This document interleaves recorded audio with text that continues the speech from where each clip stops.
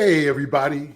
Glad you could make it to the $1 Million Business Podcast. And today we have two high-level people from ATP, Austin Transit Partnership. This title of this podcast is Meet Austin Transit Partnership. Thank you for tuning into the show. I'm Stefan Montgomery, and I want to thank Courtney Chavez and Brad Cummings for coming to the show. Thank you guys for being on the show with us today. Thanks for having us. We're super excited. I'm going to speak on behalf of Brad here. Okay. Definitely. We're excited. Is this your first time on a podcast? It's my first time on a podcast. I've done radio once. Okay. So that's probably the closest I've gotten. How about you, Brad? I've done a couple of podcasts when I was working at a couple other agencies. And So we're going to talk about your bios. Now, if I had to read your bios, it would take up half the show. So we're not going to do that, right? Because you guys are very accomplished. So Courtney, we're going to start with you first because you ladies go first, right? Okay. No pressure. Courtney, in her current role, Courtney is the Senior Vice President of Equity and Community Partnership. She leads her team in building strategic partners throughout the community to include initiatives involving workforce and small business development. She oversees the federal civil rights program that include Title VI, Title VII, and the DBE program. As her previous role, she worked for TxDOT, and she led that organization to the Connect U2 job designed to support justice-involved youth to obtaining thriving wage jobs and pathways in the construction industry. She also, at TxDOT, developed the first Justice, Equity, Diversity and Inclusion Council at that organization. Courtney is, and this is what I liked about your bio, Courtney. Courtney is passionate about shifting power dynamics to move towards inclusive and equitable outcomes for everyone. And naturally, she's a graduate of Pomona College with a degree in public policy in the University of Texas School of Law. So that's a pretty impressive resume you got there, Miss Courtney. Well, thank you. Okay, but now, not to be outdone, is our man Brad Cummings.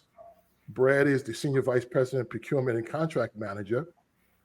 He's been there since 2023. Brad has significant experience of procurement and contract functions at other transit and other agencies.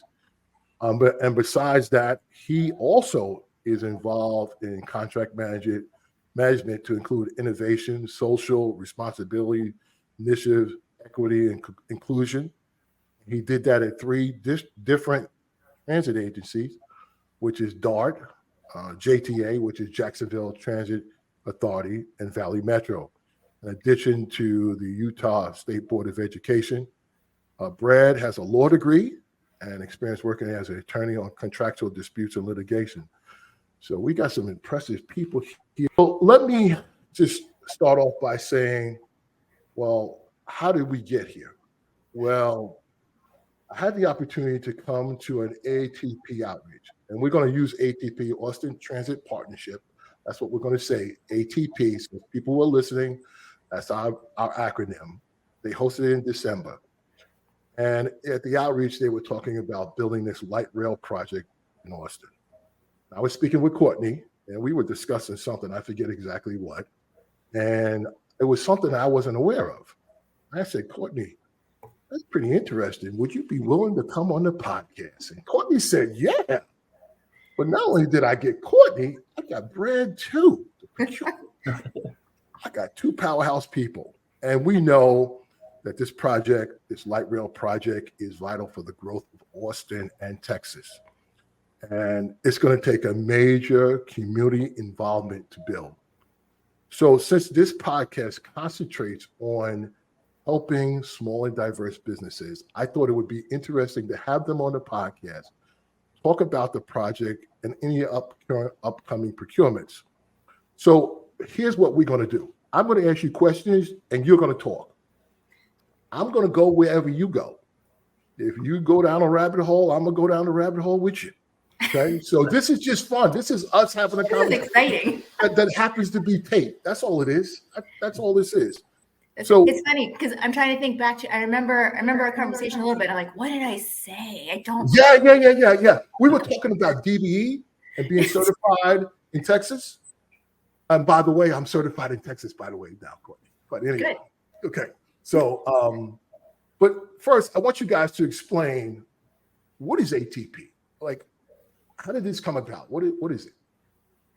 And so I'll take the first shot at this one. So ATP, we're a local government corporation. We were created, through a vote. Like back in November 2020, the city of Austin had a vote for Prop A, and as part of that, we the community decided that we really needed light rail in Austin and to move that forward. And as part of that vote, it included the creation of Austin Transit Partnership, an independent local corporation that would actually oversee the building, the construction, the financing of light rail and Project Connect as a whole. And so that's really how we started. And we're still a baby organization. We like to use a lot of analogies, like, well, we were newborns when that first happened, and then we started crawling, and now we're actually sprinting down the runway as we keep going. But that's essentially where we started. That was the start. So, but why did they make a government organization for this light rail project? Why would they do that? Why wouldn't Cap Metro just manage the project? And so, I will say that's a really good question that I actually don't have full answers for you on that. We are all post Prop A folks. Okay. And so we came after the development of ATP as a whole. What I can say is that I think in the initial discussion of how the project was going to be formed, that it became almost a benefit from a community perspective to have this type of an entity that was going to be created for the sole purpose of this type of a project, brand new to Austin. Like light rail doesn't exist here, and people have never seen it before. And so a community kind of community builder from that perspective of having this organization set up the way it was. Yeah, and I'll just add to that, and it's not uncommon in the transit industry for these type of corporations to form specifically for the purpose of building a light rail or a train system.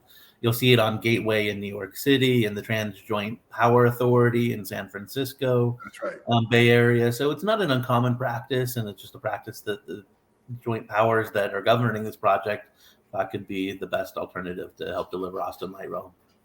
Yeah, and the reason I asked that question because it's becoming more and more popular, right? And because agencies as a whole, transit agencies, move people, and bus and rail, light rail, whatever they have, trolleys. But they have found through the last 15, 20 years, they have found that creating a separate government agency that just manages the project, because then you can get expertise. I know in my career, I had to manage projects, and then I had to run the agency. That's a lot of work, right? So it's great that they have you guys actually concentrating on one thing, building this project, and we hope you stay on the budget, and also focus on it, right? Because then you can read and really, I think you said it, Courtney, deal with the community and what they really need, right? And sometimes that's what the project is about, is what the community needs. So now, Brad, talk to me a little bit about your role. What is it that you do at ATP? I know I read this lavish, you the man when it comes to procurements, but like, what is it that you really do? Tell me what it is that you really do. That's a really great question. Where do I start? So essentially being the Senior Vice President of Contracts and Procurement, I oversee all of the purchasing and buying functions on behalf of the agency. So I meet with all the different leaders within the organization to figure out what resources that they need externally, both goods and services, and provide plans and platforms in order to help them achieve and get the tools and resources that they need to do their job. So whether it's, buying computers, or it's buying vehicles, or consulting services, marketing services, whatever it is the agency needs, if we're going to spend a penny on it, it usually winds up in my direction. And I facilitate that process. Now, if so, in my audience, they want to do business with ATP, where would they go? Would they go to like Planet Bids or somewhere like that to look up the contracts? Yeah, definitely. So the best place to go to is our website, atptx.org. Okay. There's two places you can go because we want to make sure you can find us easily. So you can either Okay. go to the procurement section or industry partners, and both of those will take you to open opportunities that we have right now, as well as existing contracts and how to register as a vendor or a supplier in our procurement portal, which is extremely important because if you want to get notice of any upcoming solicitations from us, you want to be registered in our system because you'll get an email update as soon as we issue any type of solicitation or notice. Okay, that's good. That's good to know that we can go there. Now, I'm going to ask you this question, Brad, since you're the procurement guy and you've been doing this for years. You know, every agency has a threshold where they have to go to the board. What is your threshold that you have to before you have to take it to the board? What is it? Our threshold is $250,000, which is fairly common with a lot of transit agencies. Yeah. Okay. Oh, that's good. That's good. That's good. Good to know. It's good for me to know too, because you know I got to make sure I register, get in on that too. Actually, too, right? All right. Now, I was going to call you Anita. I don't know why I was going to call you Anita, because I've been talking to Anita for like weeks now, and she's back here listening to us. Yes, Courtney. I'm sorry about that. Courtney, tell me what it is that you do too, also. That's right. So what do I do at ATP? So I know you do a lot.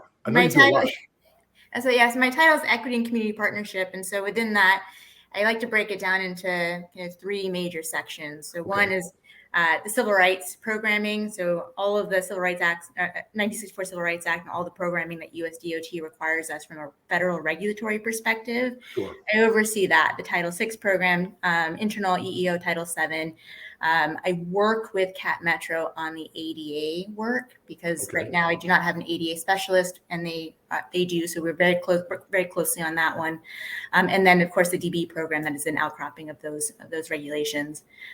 Then I have the community engagement section of ATP, and so that's a fairly newer group to my world.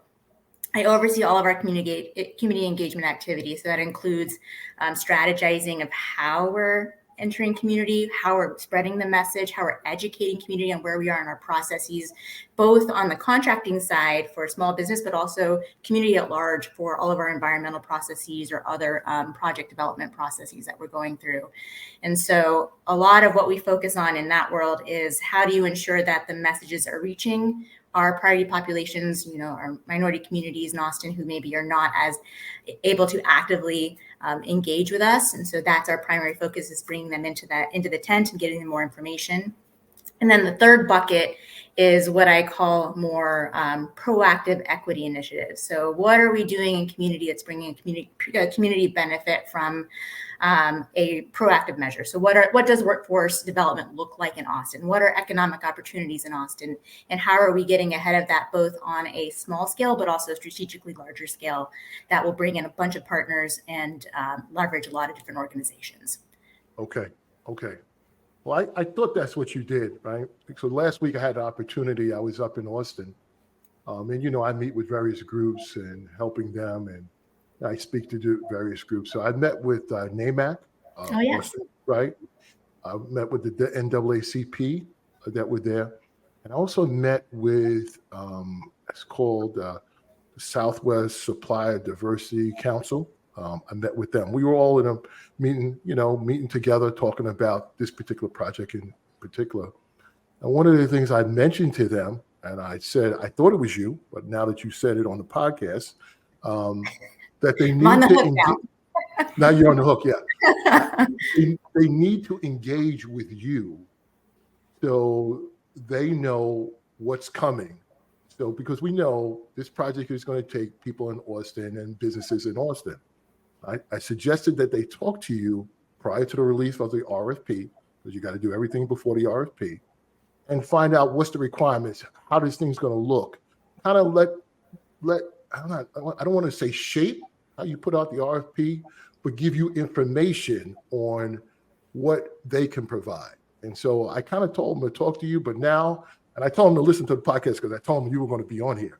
And so I hope that they reach out to you, because I think it would be a good partnership with your organization if you could do that. So I completely agree. And so if they're listening, reach out to us. And what I appreciate, because Brad is newer to our group, he's one of our newest hires, but what I appreciate about the process that he's implementing as we keep going is this information request, step before the RFP goes out. He's actually asking the questions like, does this make sense? Does this work? And so how we gather that information, ensure that it's getting embedded in the RFP itself is really important to us.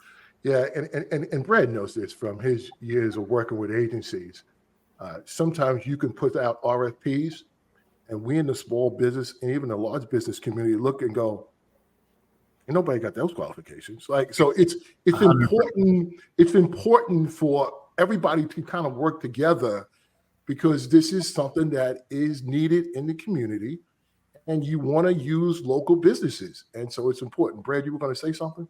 Yeah, I was agreeing with you 100%. It's really important. And that's one of the reasons why we've taken this process of being extra transparent in our procurement process and issuing the solicitations before, especially our bigger solicitations, 2 months before we actually issue the solicitation.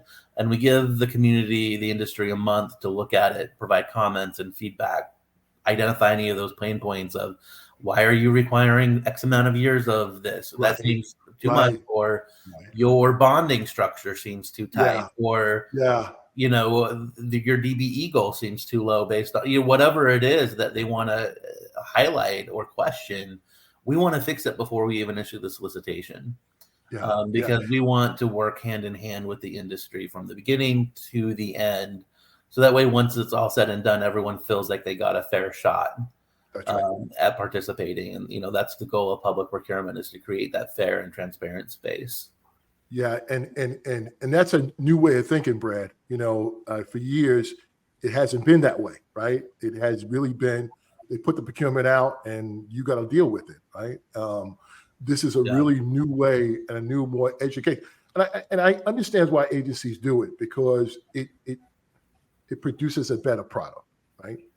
100%. And then the other reason why we do it is, normally when a agency issues a solicitation, they require responses back in 30 days. Now, trying to form a brand new team in 30 days is extremely hard. So a lot of larger businesses use their standby smaller firms that they're used to using, because they don't have time to go out and meet new firms. And we want to get rid of that issue and allow for more opportunity and time for people to say, I'm interested in this. And we try to incorporate an industry, a small and large business event, like we did with our on-call solicitations back in December, to try to create and foster that opportunity for firms to be able to meet and talk and discuss well before we even issue a solicitation. Because we know that teaming component, being able to allow for time for discussions and meetings and all of those things that take place before, two firms feel comfortable enough to work together for an extended period of time, are allowed to take place. Yeah. And that's the goal of my company. We try to get people on teams prior to the release of the RFP, right? Because also what happens, and you guys know this, and I want you to tell me if I'm wrong. A lot of times when you form these teams last minute, when they come in for interviews, you can tell that they were formed last minute, right? And it's definitely very, very prevalent, and you can see it. And one firm kind of takes over, and you're like, but I want to talk to these guys too. Yeah, right. You brought them for a reason. Listen, sometimes it's like window dressing. Like, they bring these firms in and they're really not saying anything because it was probably formed like 2 weeks ago, right? And so we want to get people on ahead of time, because part of that is making sure that you have the availability of personnel, right? It's not, it's nice that you win, okay, but now when you get the notice to proceed, what you doing? Right. The agency expects you to proceed, right? And that's especially true for smaller businesses who go from project to project to project and don't have that ability necessarily to forecast like some of the larger companies do, who have like a bench of people that they can sub in. So giving, smaller businesses that time to say, okay, I can designate this person and they are my best person to get this job.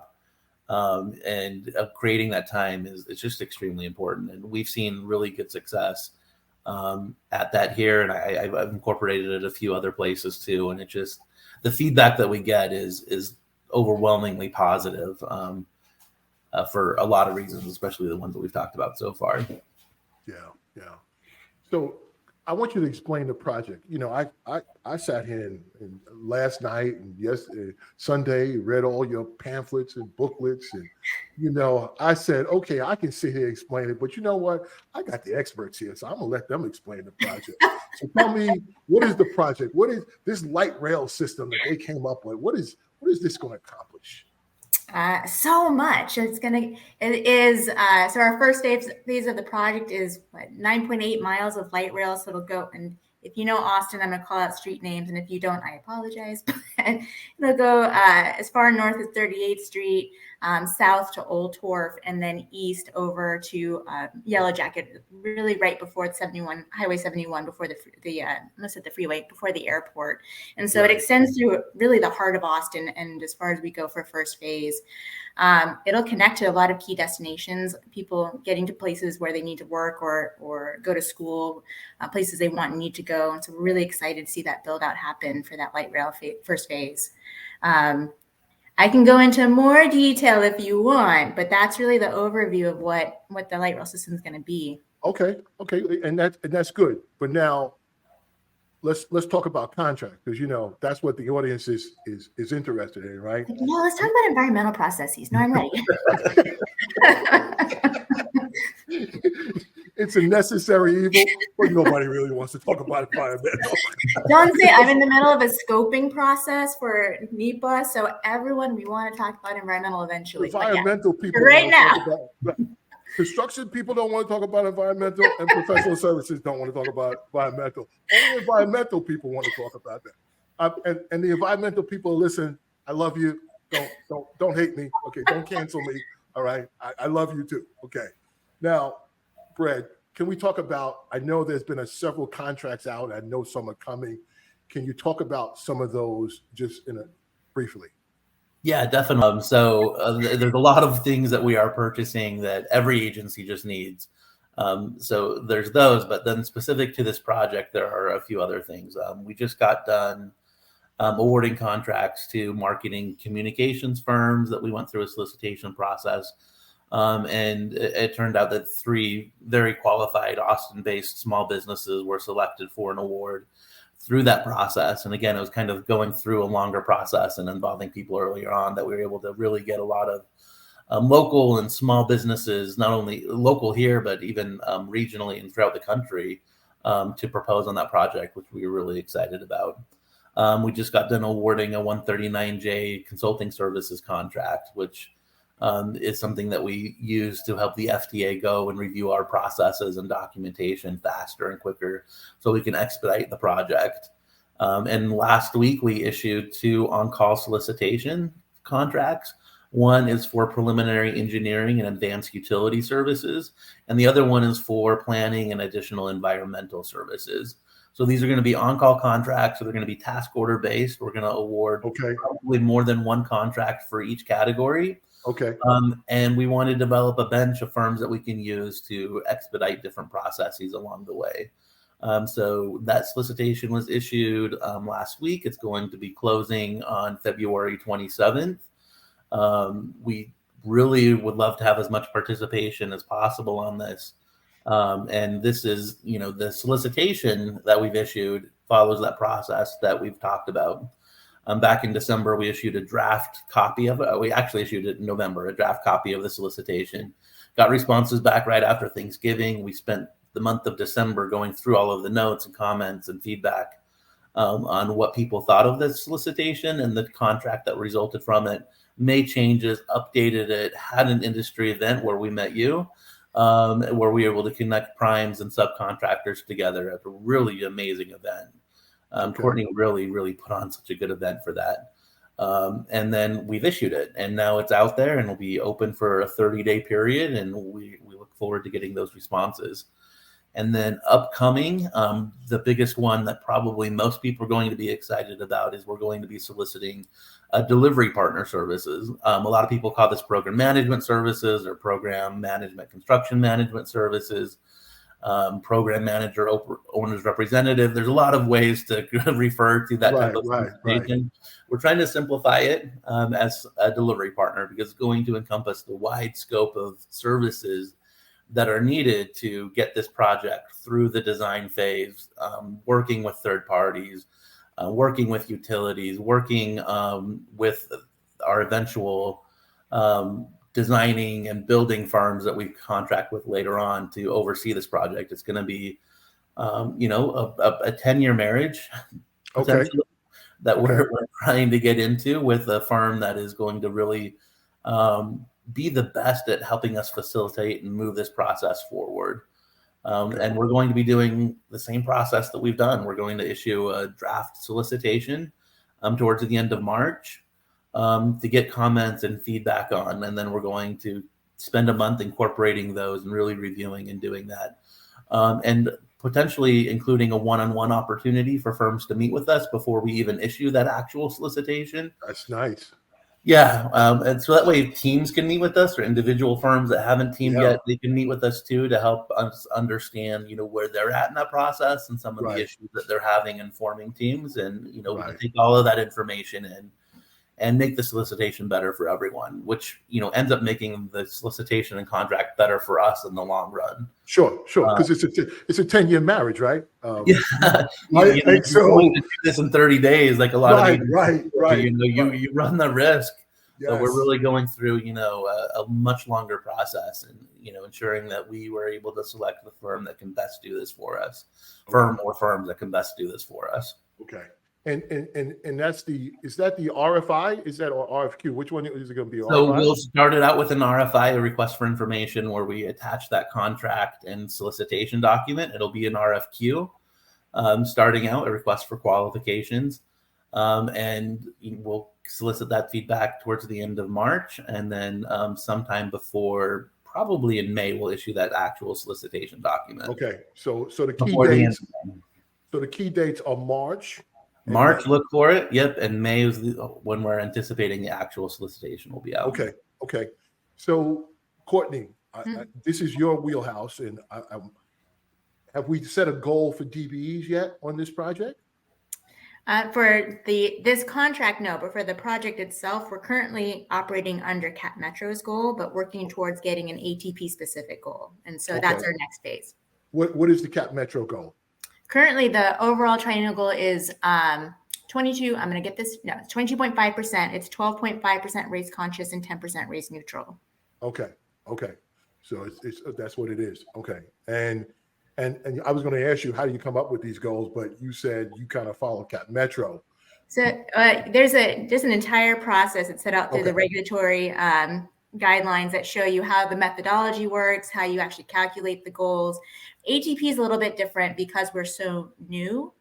We don't have contracting history in the same ways that Cap Metro or other organizations do. And so we do follow a lot of their analysis to make sure that we stay kind of in tune with it. And plus, our work is so similar right now that it makes sense. Right. So let me, I think Brad, you mentioned, I think Courtney, you mentioned it. This is just one phase. Is there going to be other phases to this project? For light rail, I mean, we hope that there's a lot of phases after this, right? Because you start one place and you keep growing. So that is the goal. Oh, that's the goal. Our goal is to deliver a system where people demand more of it. Because it came in on time, under budget, and is taking people to where they live, work, and play within the city of Austin. That's right. Okay.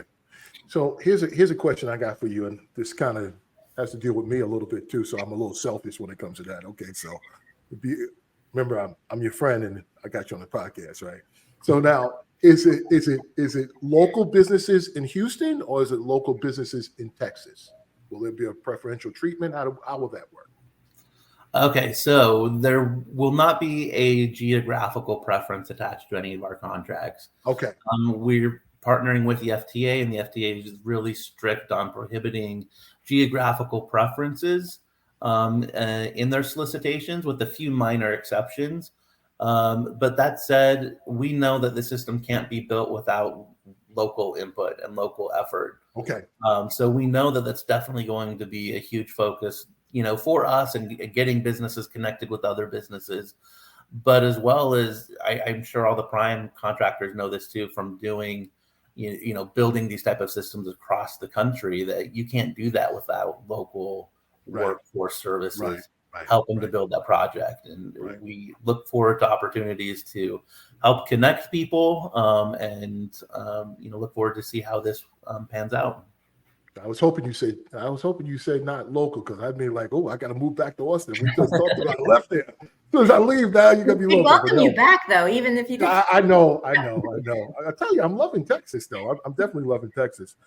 So now we talked about these projects, right? And so I'm listening as a person, a business, and I want to be on this project, right? And so I'm listening to the podcast. We got two high-level people. We listen to this. I want you both to give me a recommendation that you would tell a business if you want to be on this project. What would you tell them? What would you say? Without giving too much away, what would you say? I'm gonna let Brad go first on that one, then I'll fill in. Okay. No pressure. So my recommendation would be to start working now towards making yourself eligible to be able to get that type of contract. So I look at our pre-solicitation opportunities, provide feedback. If we put in a criteria or a requirement in there that you can't meet, let us know and propose alternative solutions, because sometimes we'll say you need 10 years of experience doing X, Y, and Z. And sometimes people have 8 as a prime and 20 as a sub. Right. And maybe we need to look at a factor like that and really identifying, okay, well, what does 10 years really mean? Okay. And provide that comment and feedback, because if you don't help yourself at that point in time, it may be too late once the solicitation is issued or we've already started to evaluate. So really get involved early on. And start trying to look for teaming opportunities early. We've been very vocal on our intent to issue these solicitations at certain times, and we've been talking about these timelines since October. Hopefully, of getting people and encouraging people to start forming teams. So really start doing it and start selling yourself to your future teammates. Yeah. And I'll add to that. Any small business or minority-owned business. Check your certifications. Are you Disadvantaged Business Enterprise certified? Is that D in front of that certification? It's very important for us, especially on federal contracts, that you be DBE certified in the state of Texas. And so for anyone who has questions about that, contact us, talk to us. We'll talk you through the process of how to get DB certified or even explain what it means. And network. Network and connect with as many different organizations as you can. We can also support you in that. We can help guide you to identify other potential primes or even organizations that might help benefit you. So just get out there. So because you guys did a great job in December when I went to that one in December. Are you guys doing any more outreaches in the future? It's planned. We're working on a plan right now to get another DBE focused event happening in the very near future, aiming for probably early March right now. Working on that. Stay tuned. Okay, we'll stay tuned. All right, so we have to go to the website to find that out when you're going to have that, correct? That's correct. Yes, all of our events will be on the atptx.org website on the events page. There's a nice little link in the Get Involved section when you click down on it. But also anyone who is registered on Planet Bids, anyone registered as a vendor, we will be sending emails out to notify you as well. Okay. Right. Okay. Yes, thank you, Courtney. Good recommendation. Again, get registered in our e-procurement system. It's called Planet Bids. You will get an email notification of events like that and also solicitation. So it's just extremely important. Good. And if we could help you out in any way and getting the word out, we'd be more than welcome to do that. Okay. This is my last question. This is a pretty tough question now, guys. I want you to really think about this one. Now that you have survived the $1 Million Business Podcast, who would you recommend that we have on the podcast next? And whoever you recommend, can you help us get them as a guest? I mean, I know my go-to in Texas, and I don't know if you've ever had her on, but Martha Arnold, who leads certification and actually the entire DB program for TxDOT. She is fabulous, amazing, knows her stuff, has been in this space for a long time now, and so I always highly recommend her as someone that you should talk to. Okay, all right, we it's on tape, so now we, I'll let her know that I called her out. Let her know we calling, because we calling. We definitely gonna call. Brad, who would you say? Yeah, so I would recommend maybe a panel of CEO of transit agencies. You've got a lot of first-time or brand new CEOs to transit agencies inside the state of Texas here right now. You have Scotty at Cap Metro, who's a fairly recent CEO choice. Huge, career within Cap Metro. Nadine Lee at DART has been at DART for about 3 years, coming from LA Metro. Houston is in the search for a new CEO, so they have an interim CEO. And then Greg, our CEO, is leading the way here. So maybe a good panel would be, CEO. Maybe that would be a good one. Maybe get a good panel of CEOs from Texas. That would be a good panel, Brad. That's a good idea. I'm gonna call you to help me now.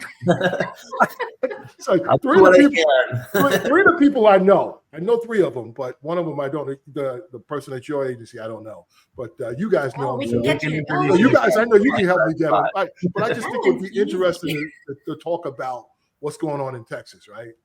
For the listeners and to understand that. Hey guys, I appreciate this. This was a lot of fun. I hope that. Did you enjoy it? I want to make sure you enjoyed it. No, I loved it. It's been a really great exercise. Thank you. Okay. And listen, thank you for coming, being such good guests. You brought a lot of insight to the podcast, and particularly about the subject. I want to tell you have an open invitation to come and discuss this project or other information that you want, because our goal is to make sure that we get information out to people in small business to help their business grow and succeed. So I hope you enjoyed the show. If you enjoyed today's podcast, like it anyway. Hit that like button, the comment button, share it with others. Visit our website, which is the $1 Million Business Podcast. Once again, I'm your host, Stefan Montgomery, and this is the $1 Million Business Podcast. I hope you enjoyed the show today. The information we discussed today was just that, information only. It is not specific advice. If you take action following something you heard today, it is important to make sure you get professional advice about your unique situation before you proceed. Please reach out to us if you have any questions or if there's another topic you would like to see explored. And if you know someone who might benefit from the show, remember to tell them about us. You can find the $1 Million Business Podcast on all podcast platforms or our visual podcast on YouTube. Thank you for viewing and listening.